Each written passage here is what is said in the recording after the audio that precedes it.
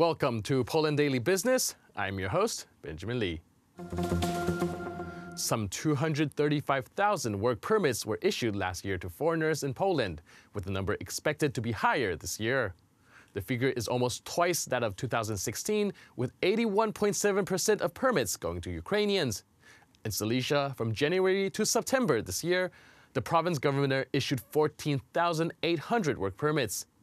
At the end of 2017, the figure was 23,000. For comparison, in 2015, there were 2,000, and in 2016, 7,000.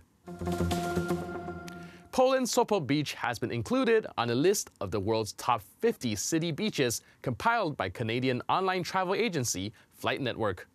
The list is based on opinions by tourism experts, travel journalists, bloggers, and tour operators. Sopot Beach is listed in 48th place. Flight Network writers on his website stated that the beach is famous for its atmosphere, seaside restaurants, shop, and plenty of places to soak in the culture of the Polish Riviera. Sopot is one of Poland's most popular Polish resorts. Its 515-meter-long wooden pier is the longest structure of its kind in Europe. LOT Polish Airlines, the flag carrier of Poland, has won the title for the best airline in Eastern Europe. The award was granted by Global Travelers readers, who includes industry specialists and frequent travelers. The award is a proof that LOT is an appreciated and increasingly recognizable airline on the international markets, LOT said. A ceremonial gala, which saw awards handed out in 70 categories, was held in Los Angeles. LOT has won the title of the best airline in Eastern Europe for the second time. That's it for today. See you next time on Poland Daily Business. Next up, our very own Alexander Wojcicki with his special guests.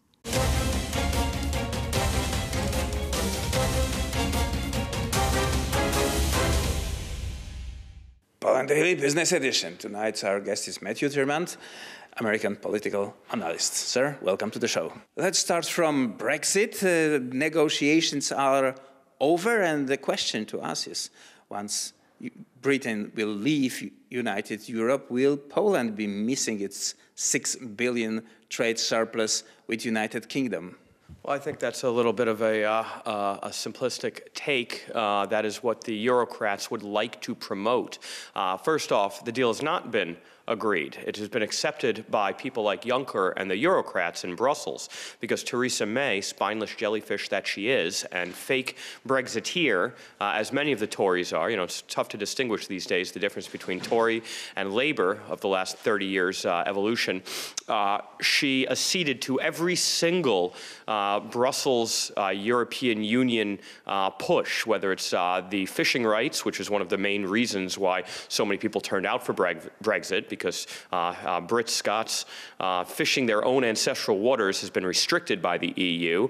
She's acceded to those. She's acceded to many of the demands of the European Union. Even British rule over Gibraltar will now be up in the air as an X factor. So this is rather ridiculous, and it still needs to pass with the British people and their parliamentary representation, which I do not think it will.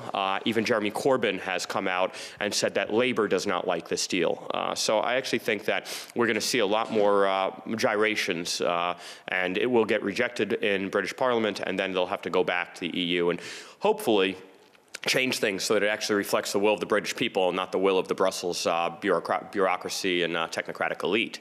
In terms of Poland's impact to Poland on it, yes, on paper it looks this way, that there'll be now a trade gap that develops because of the British exit, but trade is not static.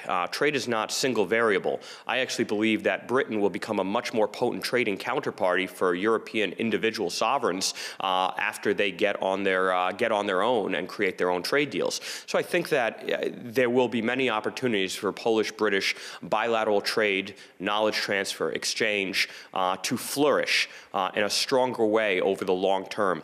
Poland has some of the best human capital at the best cost to those who have higher cost structure to their human capital, Britain being one of the highest in Europe. I think there's going to be many, many opportunities for Britain and Poland to work on major human capital service projects, as well as industrial manufacturing OEM style projects. Let's take a few steps back and explain how this has happened. A few years ago, we had a growing European Union with political unity, of cooperation, of prosperity. That's what Mr. Juncker said. And now the thing is falling apart. Why, do you think? It is falling apart, and it's because the whole thing was built as an economic trade union.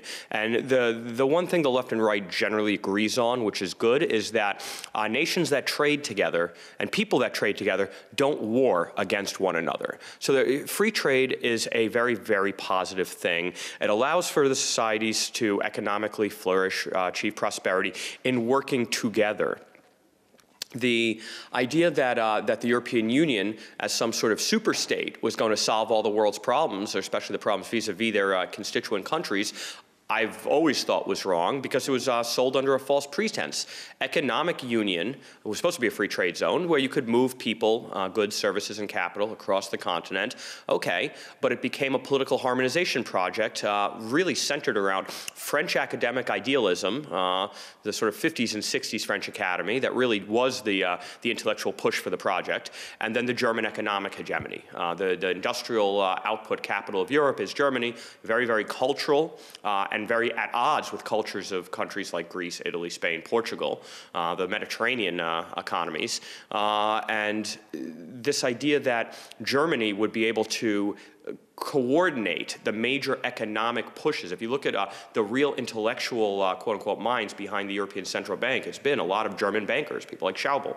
And this is now going up in smoke with Brexit because when it got stressed, it was a bit of a Ponzi scheme. You keep adding people and countries, you could have growth. Well, they've sort of run out of major economies to add to the project, and it hit a wall concurrent to the American financial crisis and global banking crisis. And then you've seen, now it's been taking on water, and they're putting Band-Aids into bullet wounds. And this inflected in June 2016 when the Brits decided to leave. Now you've got this 50-year, 60-year aggregation of people and sovereigns, and now it's inflected. And I think it's the first of many. I think the Italians are playing a game to, in the short term, get more infrastructure funds, but in the long term, they'll look to hold a referendum on exiting. If you look at Austria joining the 3 Cs, and pushing for much stronger immigration and border regulations. The whole project is starting to fall apart, which I'm in favor of. I know that Poles, by and large, appreciate it.